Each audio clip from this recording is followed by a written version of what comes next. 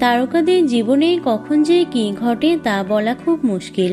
একদিকে যেমন একাধিক তারকা জুটি নতুন জীবন শুরু করছেন, তেমনি অনেকের বিচ্ছেদের খবর সামনে আসছে। বেশ কিছুদিন ধরেই আলাদা থাকছেন গায়িকা দেবলীনা নন্দী এবং তার স্বামী প্রবাহ নন্দী।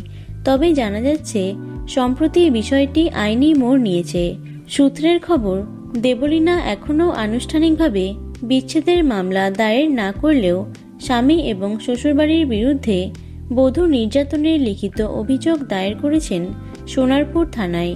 সদ্য নতুন ফ্ল্যাট কিনেছেন তিনি। তারপরেই স্পষ্ট হয়ে যায় যে প্রবাহের সঙ্গে দেবলীনার সম্পর্ক সহজে ঠিক হওয়ার নয়। জানা গেছে গত 22শে জানুয়ারি সোনারপুর থানায় প্রবাহ এবং তার পরিবারের বিরুদ্ধে লিখিত অভিযোগ জানান দেবলীনা। পুলিশ সূত্রে খবর, অভিযোগ পাওয়ার পর নন্দী পরিবারকে নোটিশ পাঠানো হয়েছিল এবং প্রবাহ সপরিবারে থানায় হাজিরা দিয়ে তদন্তে সহযোগিতা করেছেন।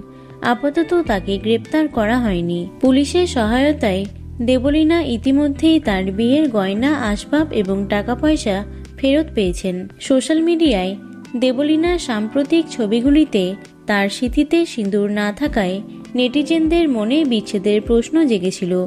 জানা গেছে বিচ্ছেদের মামলা এখনও না করলেও দেবলীনা ইতিমধ্যেই প্রবাহের কাছে খোরপোশ চেয়ে আবেদন করেছেন। দেবলীনার মা আগেই জানিয়েছিলেন যে তার মেয়ে প্রবাহকে এখনো ভুলতে পারছেন না। তবে বর্তমান পরিস্থিতি বলছে তারা দুজনেই এখন আলাদা থাকছেন। সবকিছুকে সামলে রেখে দেবলীনা আবারও স্বাভাবিক জীবনে ফেরার চেষ্টা করছেন।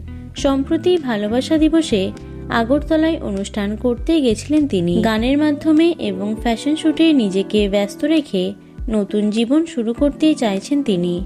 তো বন্ধুরা, ভিডিওটি এটুকুই। টলি দুনিয়ার অন্যান্য খবর পেতে চ্যানেলটি সাবস্ক্রাইব করতে পারো। ধন্যবাদ।